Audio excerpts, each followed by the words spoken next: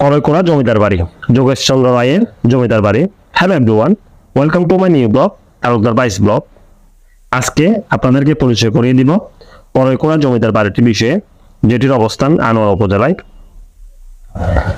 জমিদার শান্তিরাম কানুনগো 1600 শতকের দিকে এই জমিদার বংশের গোড়াপত্তন করেন।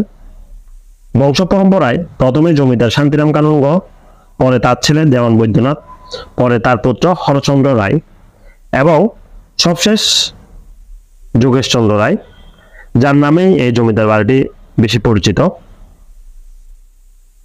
কারণ উনি প্রজাদের জন্য নানা দিক বিবেচনায় নানান সময় রাস্তাঘাট, স্কুল, ব্রিজ, পুকুর, দিঘি, এমনকি ভালো চিকিৎসার জন্য একটা হাসপাতালও প্রতিষ্ঠা করেছেন। যার কারণে ওনার অবদানের কারণে ওনার অনেক বেশি সুনাম। সেই জন্য